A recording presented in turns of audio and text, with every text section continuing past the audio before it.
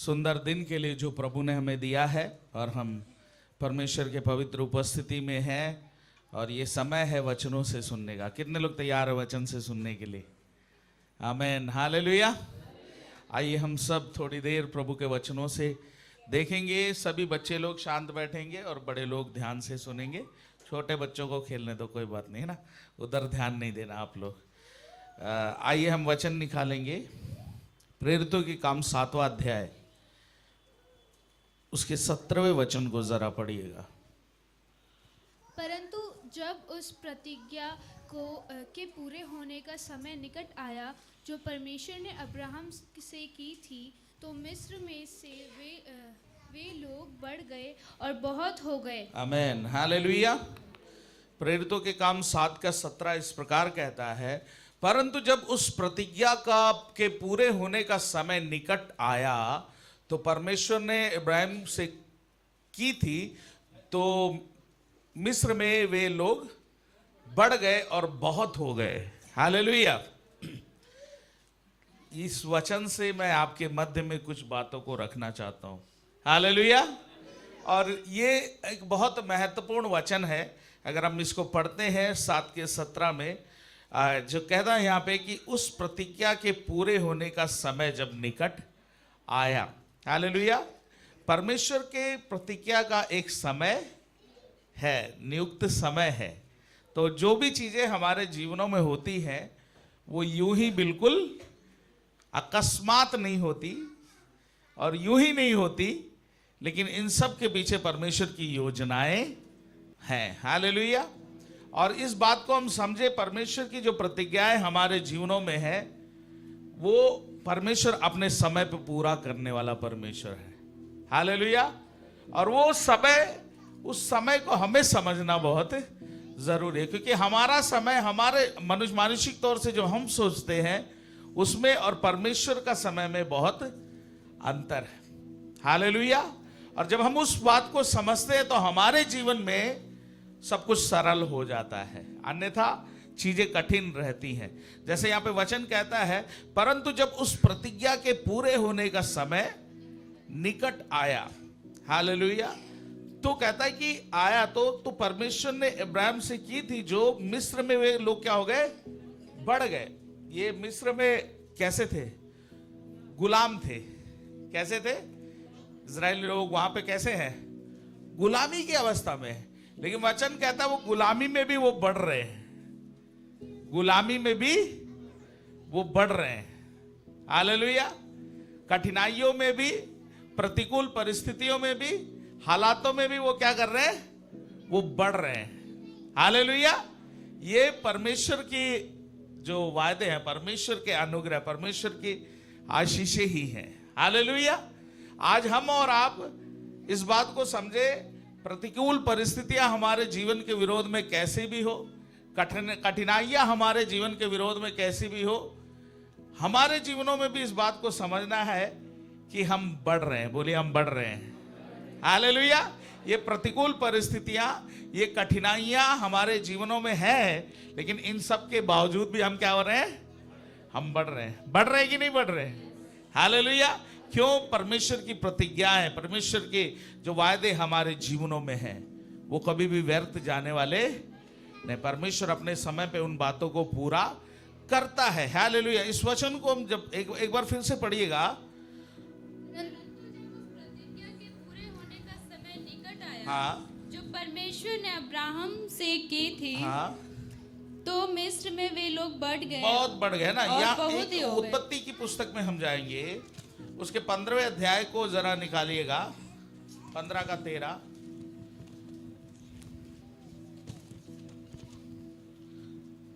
पढ़िएगा।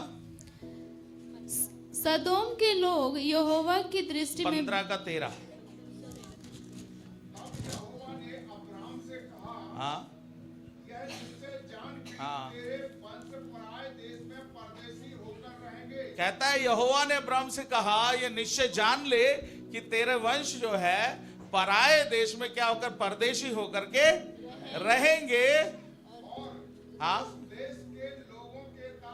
और उस देश के लोगों के क्या हो जाएंगे? दास हो जाएंगे। हाँ 400 वर्ष तक क्या देंगे? दुख देंगे। हालेलुया। और उस 5 के 15 को जरा 15 के 5 को जरा पढ़िएगा। और उसने उसको बाहर ले जाकर कहा, आकाश की ओर दृष्टि करके तारागण को गिन, क्या तू उनको गिन सकता है? फिर उसने उससे कहा, तेरा वंश ऐसा ही होगा। आमीन, हालेलुया। यहाँ पर हम देखते हैं ना, जो अब्राहम के लिए जो परमेश्वर का वायदा है, 15 के 5 में क्या कहता है? उसने उसको बाहर ले जाकर कहा, आकाश की ओर दृष्टि करके तारागणों को गिन, क्या तू उनको गिन सकता है? फिर उसने कहा, तेरा वंश ऐसा ही होगा। किसको बोल रहा है?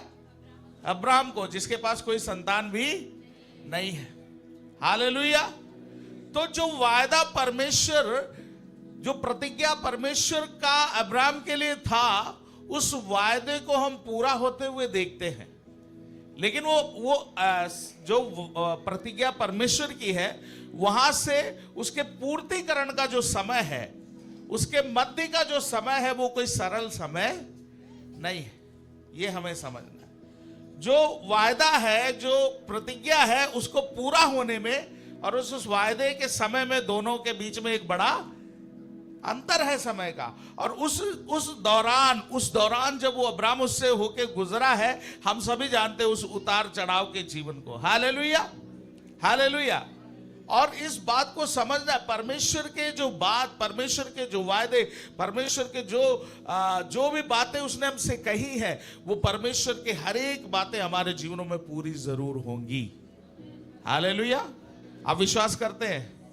अगर परमेश्वर ने आपके जीवनों में जो वायदे दिए हैं, वो जरूर पूरा होगा। हालेलुया। चाहे परिस्थितियां कितनी भी कठिन हो जाए, परिस्थितियां और वायदे, इन दोनों को हमेशा दो तराजू में रखने जैसा होगा ना।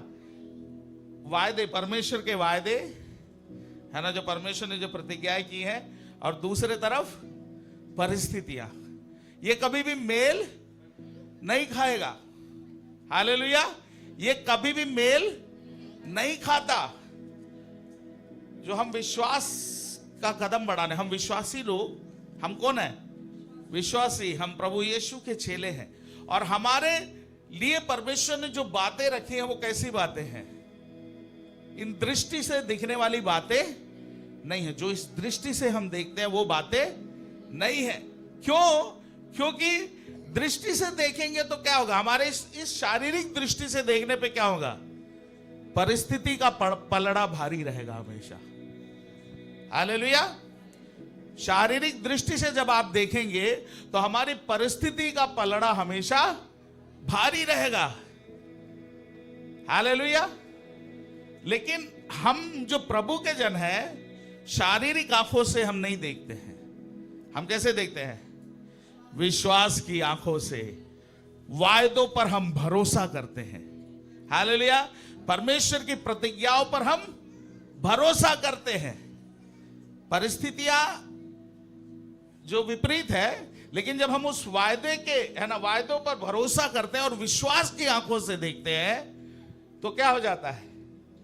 क्या होता है? ये जो परिस्थिति का पलड़ा भारी है ना, आप उसके अनुसार नहीं कदम बढ़ाते, बल्कि आप उसको क्या कर देते हैं? उसको आप नहीं दे, आप विश्वास की आंखों से देखना शुरू करते हैं। और हम उस चीज को जानते हैं, हमारे परमेश्वर का जो वायदा है, वो मेरे जीवन में पूरा होगा। हालेलुया। शैतान तो परिस्थितियां चाहे कितनी भी विपरीत ले आ, परिस्थितियों का चाहे जैसा जमावड़ा मेरे जीवनों में ले आ, लेकिन मैं जानता हूं परमेश्वर के वायदे मेरे जीवन में पूरा होकर के ही रहेंगे। कितनों का विश्वास ये है? हालेलुया। कितनों का ये विश्वास है? अगर आप इस विश्वास के साथ जीवन बिताने वाले हैं, अगर आप इस विश्वास के साथ कदम बढ़ाने वाले हैं, आपके जीवनों में परमेश्वर की आशीष कोई नहीं रोक सकता। Hallelujah, hallelujah. रोकता कौन है? हम खुद ही रोकते हैं। जब परिस्थितियां, जब हम शारीरिक आंखों से चीजों को देखते हैं, तो वो क्या काम करती है? वो हमारे जीवनों में उन चुनौतियों को लेकर के आती है जो हमने खुद तैयार की हुई है, क्योंकि हम परमेश्वर पर भरोसा नहीं कर पाए हैं और हमने परिस्थितियों पर ज्यादा भरोसा। उदाहरण के लिए पतरस है ना, जब यीशु मसीह नदी जो है चल के आ रहा था तो पतरस उस पर चलने के लिए उसने भी चाहा। पढ़िए जरा उस वचन को निकालिएगा।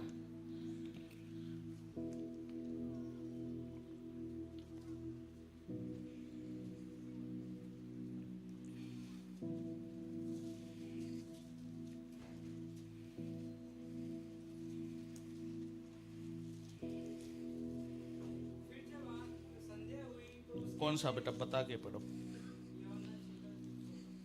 पढ़िएगा।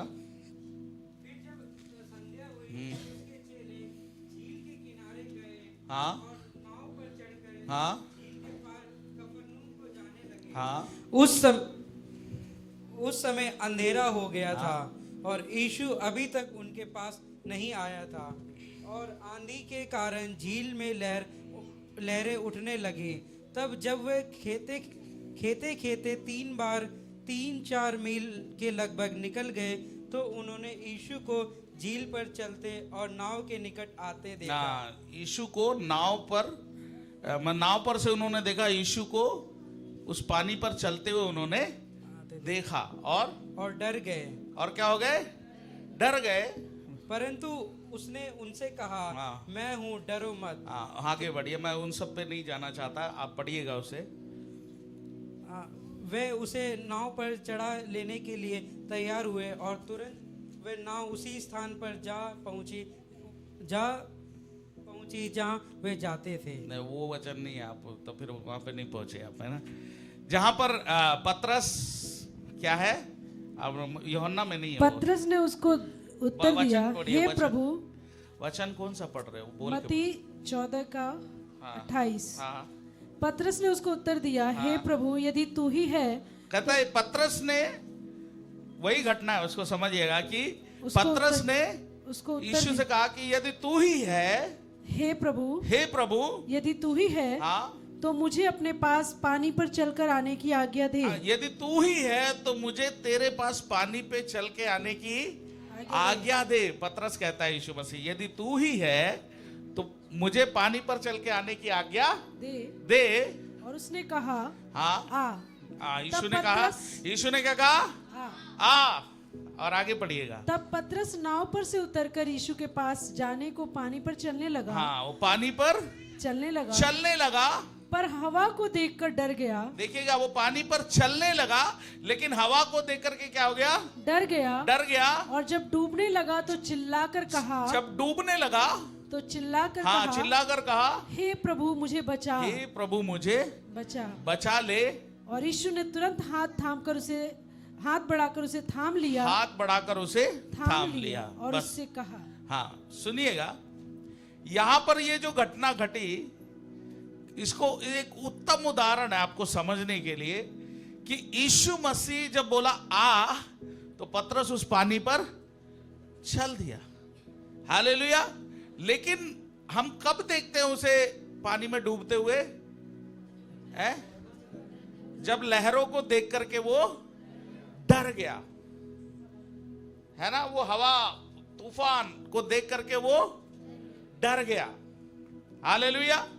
तो मैं जो कहना चाह रहा हूं इसको समझिएगा, हम परिस्थितियों को ना देखें। हमारे इस विश्वास के जीवन में हम परिस्थितियों को देख के कोई भी निर्णय नहीं लेना है। हालेलुया। हम प्रभु के जन हमेशा इस बात को याद रखें, मानसिक तौर से परिस्थितियों को देख करके कभी भी कोई निर्णय, वो कोई भी निर्णय हो, वो कभी भी परमेश्वर की इच्छा के मुताबिक नहीं होगा। हालेलुया। जैसे परिस्थितियों के अनुसार हम कई निर्णयों को लेते हैं, चाहे वो कोई भी निर्णय, चाहे शादी विवाह, चाहे रोजगार का, चाहे किसी भी चीज का, उन सब चीज पर इस बात को ध्यान रखना है, कभी भी वो परमेश्वर की इच्छा के मुताबिक नहीं होगा, आपके मानसिक सोच विचार के अनुसार ही होगा। हालेलुया। हालेलुया, है ना। अगर आप परिस्थितियों को देखते हुए जो निर्णय लेते हैं वो शारीरिक निर्णय है। परिस्थितियों के, हम और आप वो हैं जो परिस्थितियों के अनुसार जीने के लिए बुलाए नहीं गए हैं। हालेलुया। हम जो कलीसिया में हैं, हम में और जो बाहर हैं उसमें अंतर क्या है? हमारे दो सींग या उनके दो सींग लगे, ऐसा तो बिल्कुल। हम विश्वास के अनुसार जीवन बिताने वाले लोग हैं। हम प्रभु यीशु मसीह पे विश्वास करने वाले हैं। हम ये विश्वास करते वो प्रभु यीशु मेरा उद्धार करता है। हालेलुया। और वो यीशु अद्भुत कार्यों को करने वाला है। कितने लोग विश्वास करते हैं यीशु अद्भुत कार्यों को करता है? क्या वो आपका प्रभु है? हालेलुया। वो आपके जीवनों में अद्भुत कार्यों को करेगा कि नहीं? करता है और करेगा भी, क्योंकि वो जीवित खुदा है। हालेलुया। तो जब हम उस यीशु के जन हैं, हम में और संसार में यही अंतर है। वो अपने परिस्थितियों का रोना रोते हैं और उस परिस्थितियों में डूब जाते हैं। उन परिस्थितियों के सामने घुटने टेक देते हैं। हालेलुया। लेकिन हम उन परिस्थितियों के मध्य में परमेश्वर के वायदों पर भरोसा करते हैं। हालेलुया। हम कौन है? परिस्थितियों के मध्य में, कैसी भी परिस्थिति हो, उन परिस्थिति के मध्य में हम उस जीवित परमेश्वर के सम्मुख विश्वास के साथ टिके रहते हैं, क्योंकि उसने जो वायदे किए हैं, मेरी परिस्थितियां कैसी भी क्यों ना हो, उन परिस्थितियों के मध्य में भी मेरा परमेश्वर सक्षम है अपने अद्भुत कार्यों को करने के लिए। कितने लोग विश्वास करते हैं?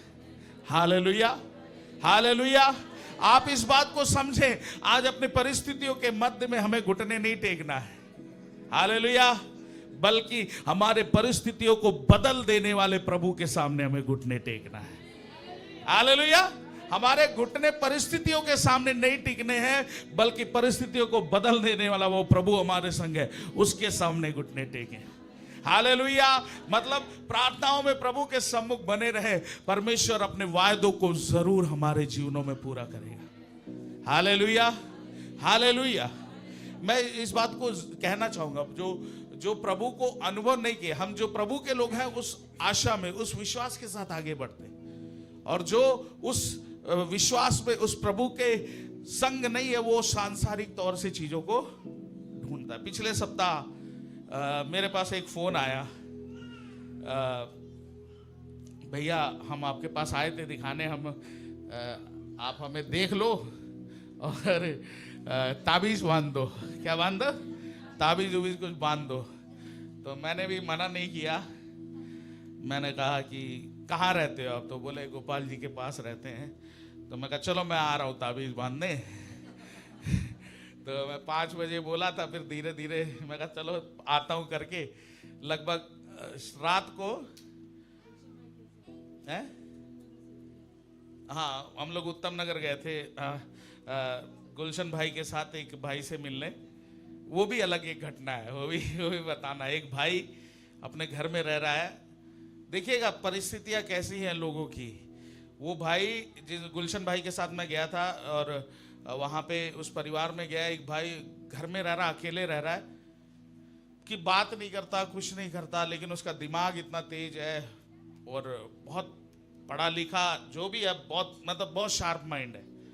उसके घर में वो मतलब डिप्रेशन में है, उसको थोड़ा ऐसा एंजाइटी है, अलग रहना पसंद है, बात नहीं करता। तो जब हम उसके घर पे पहुँचे तो पहले तो मैं थोड़ी देर भापता रहा कि कैसा व्यक्ति है, कहीं एकदम हाइपर तो नहीं है, कहीं कि कुछ फेंक फाक के मारने लग जाए, है ना। तो पहले तो मैं थोड़ी देर ऐसे भापता रहा। तो मैंने सोचा, मैं कहा भाई आपका नाम क्या है? तो भाई ऐसे करके अंदर चला गया। अब मैं कहा ये तो अंदर गया क्या, लाठी लेने गया, क्या लेने गया, कुछ समझ नहीं आया मुझे। वो अंदर गया, अपना पासपोर्ट लेके आया। पासपोर्ट लेके आके ऐसे पेज खोला, वो अपना नाम बता रहा है, दिखाया। मैं कहा इतना लंबा है, वो घर जाए अंदर जाके पासपोर्ट लेके आया और अपना नाम दिखाया उसने। तब मैं समझ गया ये तो बात तो करना चाह रहा है, लेकिन मुंह से नहीं बोल रहा। फिर थोड़ी देर उससे बैठा, उसके पास एक तो बात नहीं कर रहा, दूसरा उसे छू नहीं सकते। अब छूओगे तो भी छूना भी अलाउड नहीं है, 2 चीजें उसने बोला। तो मैं बाद में बगल में बैठा, बीच बीच में कभी कभी टच कर देता, तो ऐसे कर देता, तो मैं कहा ओके ओके अब नहीं। तो धीरे धीरे इतना परेशान करते करते बाद में वो मुंह से बोलने भी लग गया। थोड़ी देर हम लोग बैठे और वो भाई फ्रिज में रखा, फ्रिज डबल डोर वाला फ्रिज है, बहुत बड़ा, टीवी इतनी बड़ी रखी है, बहुत बड़ा, सब कुछ अच्छे से अच्छा चीज है उसके घर में, सोफा वगैरह ऐसे बहुत महंगे महंगे आइटम, सब ब्रांडेड। और उसी अपने दिमाग से उसने ये खरीदा है, जो भी बिजनेस करके जो भी करके उसने हाँ, खुद का कॉल सेंटर भी वहां चलाता था, इतना तेज दिमाग और बहुत अच्छा और सब कुछ। लेकिन ऐसे पर अकेले अभी क्या कर रहा मालूम, केवल फ्रूटी पीता है, हमें भी फ्रूटी पिलाया उसने, और फ्रूटी पीता है और नहीं अभी चिप्स भी नहीं, अभी आम ही खाता है, केवल आम। वो भाई गया कुछ खरीदने तो बोला केला मिल रहा है ले आओ, बोला केला नहीं चाहिए, आम ही चाहिए। मैं एक बात बता रहा हूं आपको, ऐसे हालात में एक व्यक्ति है ना, ये तो एक घटना घटी। वहां से हम वापस आए तो नारायणा में एक घर में गए जहाँ ताबीज बोला था जिन्होंने कि मुझे ताबीज बांधना, तो मैं कहा हम ताबीज बांधने गए। तो उस घर में मैं आपको ये बता क्यों रहा घटना, उस घर में प्रार्थना किए और बहुत अद्भुत कार्य प्रभु ने किया। वहां पे एक बच्ची जो दुष्टात्मा से ग्रसित थी वो तो खेलने लगी, और उसके बाद प्रार्थना उतना करके सब लोग शांत हुए। सब लोग हमने कहा कि अपने पैसे कहीं पे भी वेस्ट मत करो, कहीं पे भी इधर उधर मत जाओ, जो बोलेगा 500 एक दे दो, काला मुर्गा दे दो, बकरा दे दो, या घी दे दो, गाय का घी दे दो, ये सब करने मत नहीं जाना, आपका पैसा कोई भी लूटेगा। और हमने कहा सीधा सीधा मार्ग बताया, प्रभु यीशु के पास आओ, आपके जीवन में आशीष देगा, अनुग्रह देगा। वो बच्ची उस समय छुटकारा पाई, प्रार्थना में बैठ नहीं पा रही थी, इतना बेचैन थी, लेकिन प्रभु ने काम किया।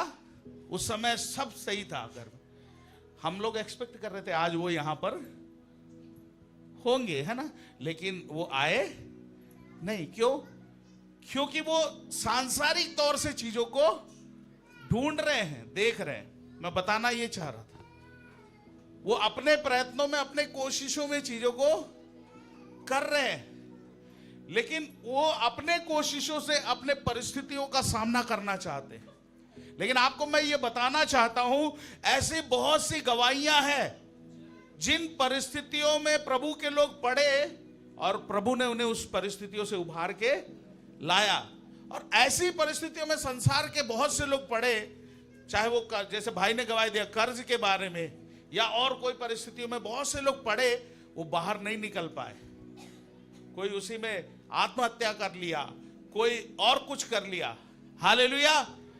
लेकिन हम प्रभु के लोगों के पास एक आशा है, एक जीवित आशा है। Hallelujah, hallelujah. वो हमें निराशा में नहीं छोड़ता, वो हमें हताशा में नहीं ले जाता, लेकिन हमें एक बड़ी आशा देता है कि वो प्रभु मेरे संग है। हालेलुया। उसके वायदे हमारे संग है। जन्माने वाली माता हमें छोड़ सकती है, लेकिन वो ना छोड़ने वाला प्रभु हमारे संग और साथ है। उसके वायदे। Hallelujah, hallelujah. और हम इस बात को समझना है कि हम उस प्रकार उस परमेश्वर पे आश्रित होकर के प्रभु पे आगे बढ़ना बहुत जरूरी है। जैसे वचन को एक बार फिर से पढ़िएगा, प्रेरितों के काम में 7वें अध्याय का। हाँ,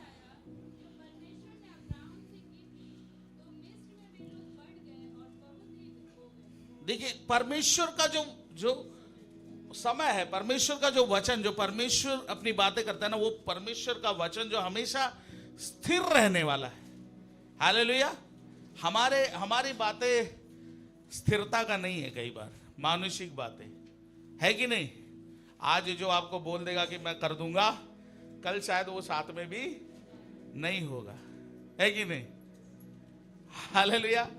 जहां पर हम अपना आश्रय ले बैठे हैं कि भैया ये मेरे मदद कर देगा, या ये मेरा वो है, शायद उस समय पे वो व्यक्ति नहीं होगा, है ना। हमारे इलेक्शन से पहले कितने वायदे होते हैं, नेता लोग कितने वायदे करते हैं। इलेक्शन के बाद, इलेक्शन से पहले वो आके आपका पैर भी छू के जाते हैं, और इलेक्शन के बाद हैं हम उनको देखने को तरस जाते हैं, है ना। नहीं होता, है कि नहीं?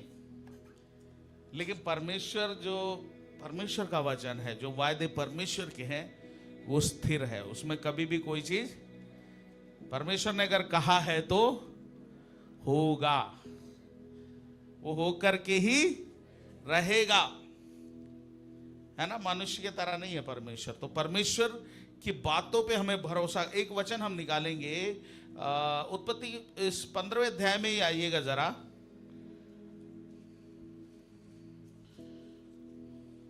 जब उसके 13वें और 14वें वचन को हमने पढ़ा था एक बार, और फिर से पढ़िएगा उसे। तब यहोवा ने अब्राहम से कहा, यह निश्चय जान कि तेरे वंश पराए देश में परदेशी होकर रहेंगे और उस देश के लोग के दास हो जाएंगे और वे उनको 400 वर्ष तक दुख देंगे। 14वां भी पढ़िए। फिर जिस देश के वे दास होंगे उसको मैं दंड दूंगा और उसके पश्चात वे बड़ा धन वहां से लेकर निकल आएंगे।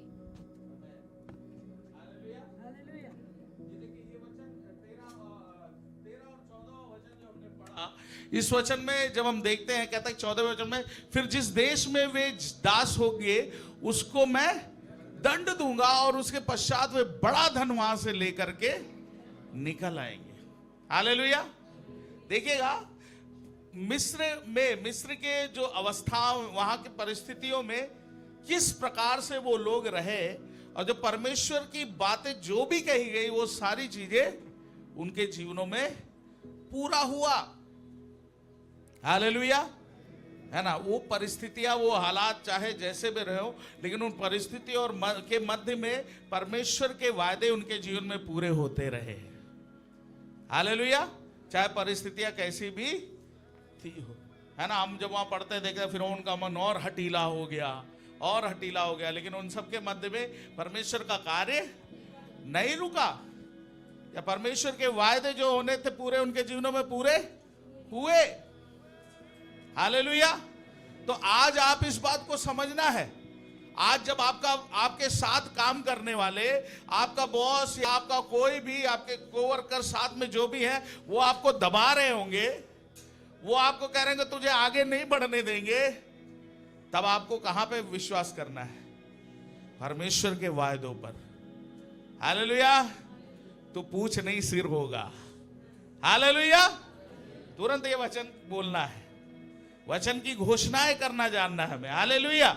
जब आपके जीवनों में ऐसी परिस्थितियां आती हैं, ऐसे हालात आते हैं जहां परिस्थितियां बोलती है अब तू आगे नहीं बढ़ सकता, लोग आपको घेरे हुए होंगे, ऐसे हालातों में ले गए होंगे, लेकिन उन परिस्थितियों के सामने हमें रोना, उन परिस्थितियों का रोना नहीं है, बल्कि परमेश्वर के वायदों को याद करना है।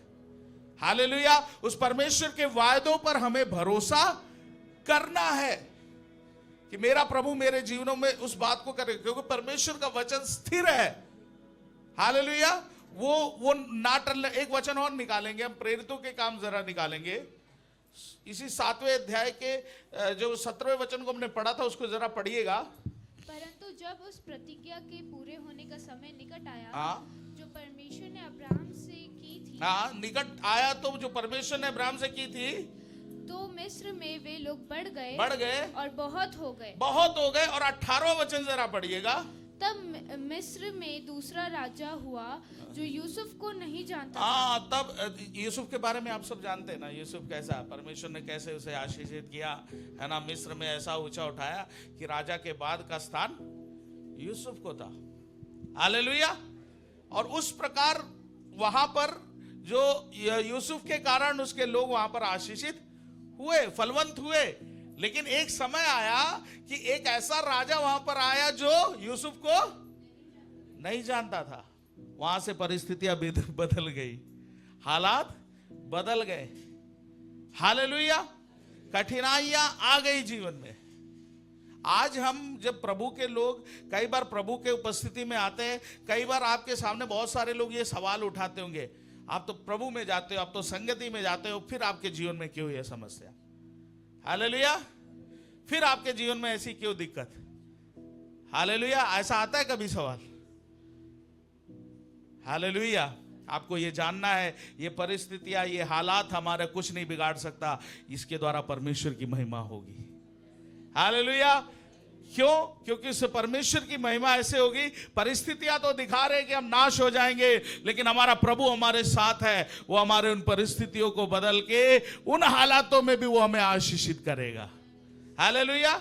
ऐसे परिस्थितियों में भी वो हमें फलवंत करेगा। है ना बहन, आप गवाही दे रहे थे ना कि आपका घर बनने नहीं दे रहे। हालेलुया। ये परिस्थितियां विपरीत है, लेकिन उन परिस्थितियों के मध्य में भी प्रभु कार्य करने वाला है। तो आपको क्या करना है? अपने प्रयत्न नहीं करना, अपने कोशिशें नहीं करना, बस परिस्थितियों को बदल देने वाले परमेश्वर के सामने घुटने टेको, प्रार्थना करो, प्रभु के सम्मुख आ जाओ। हालेलुया।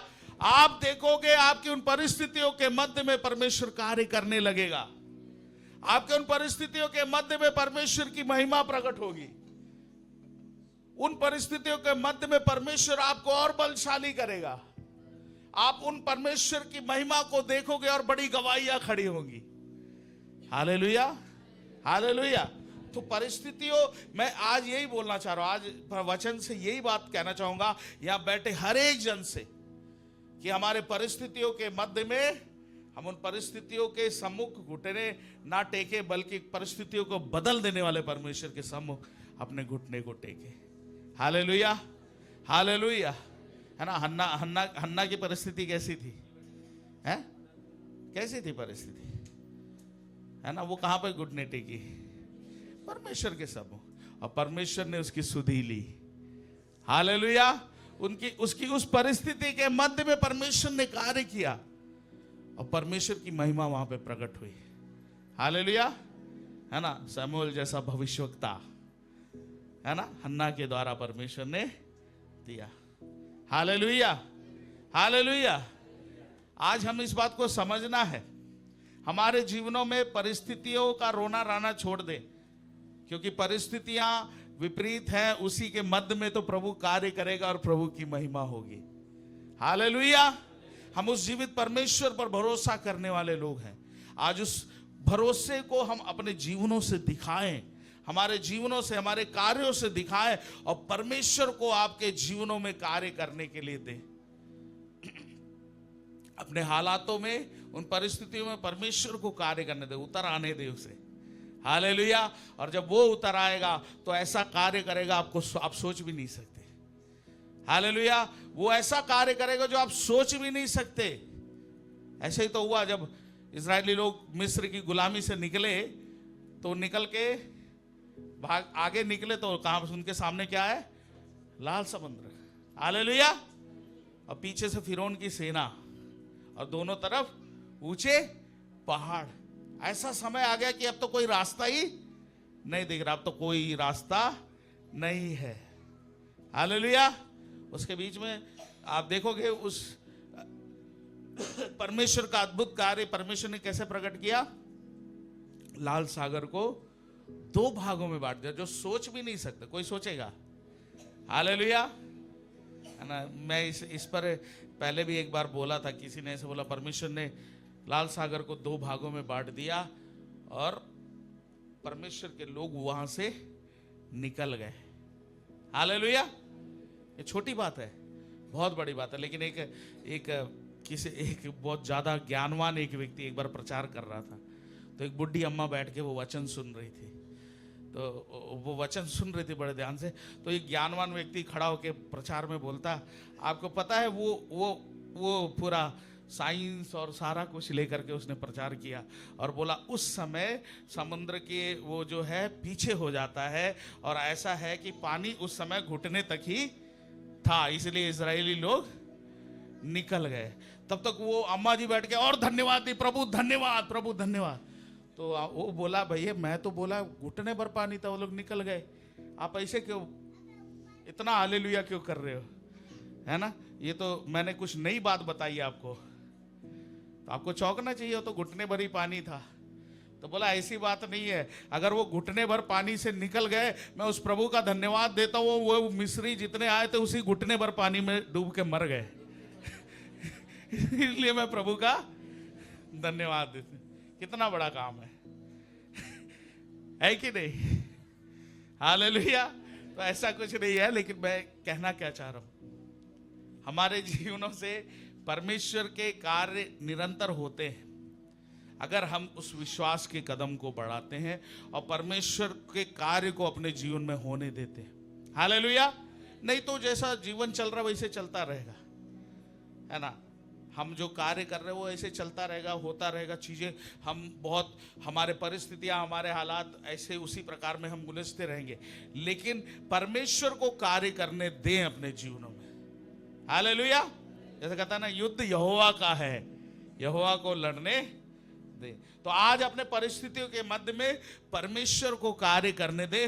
परिस्थितियों के मध्य में हम उस परिस्थितियों के कारण कुछ गलत निर्णयों को ना ले, है ना। जैसे अब्राहम परिस्थितियों के मध्य में उसने हाजिरा से एक संतान उत्पन्न, जो उसे सरदर्दी बन गया। आज भी सरदर्दी है बोलते हैं। हालेलुया, है ना। तो ऐसे नहीं, बल्कि हम परिस्थितियों के मध्य में अपने कार्यों को, अपने निर्णय, अपने तरीकों से मत लाए। कोई भी चीज हो, परमेश्वर को कार्य करने दे, परमेश्वर के समय का इंतजार करें। मैंने यही बोला कि परमेश्वर के जो वायदे हैं, उन वायदों का एक समय है, निश्चित समय है। परमेश्वर उन कार्यों को करता है, लेकिन हम उस तक पहुंचने तक स्थिर नहीं रह पाते। हालेलुया। तो इन दिनों में इस बात को समझे कि परमेश्वर की आत्मा मेरे और आपके जीवनों में आज के दिन इस बात को साफ करना चाहते हैं कि परिस्थितियों के सामने हम टिकने वाले लोग, टिकने वाले मतलब उसके सामने गिड़गिड़ाने वाले लोग नहीं है, बल्कि उसके विपरीत परिस्थितियों को बदल देने वाले प्रभु के सामने हम घुटने टेकने वाले लोग हैं। हालेलुया। आपके जीवन में बहुत सारे विषय होंगे, मुझे नहीं मालूम। आपके जीवन में कुछ परिस्थितियों से आप गुजर रहे होंगे, कुछ विपरीत परिस्थितियां होंगी, कुछ बीमारियां होंगी, कुछ कर्ज होगा, कुछ दिक्कतें होंगी, कुछ पारिवारिक समस्याएं होंगी, कुछ ना कुछ चुनौती का सामना आप कर रहे होंगे, कुछ ऐसी परिस्थितियां आपके सामने होंगी। लेकिन इस बात को समझना, उन सारे परिस्थितियों के मध्य में कार्य करने वाला एक ही सक्षम परमेश्वर है। Hallelujah, hallelujah. वो स्वर्ग और पृथ्वी का करता है, हमारा सृजनहार है, हमारा उद्धार करता है वो। क्या हम उस पर विश्वास कर पाएंगे?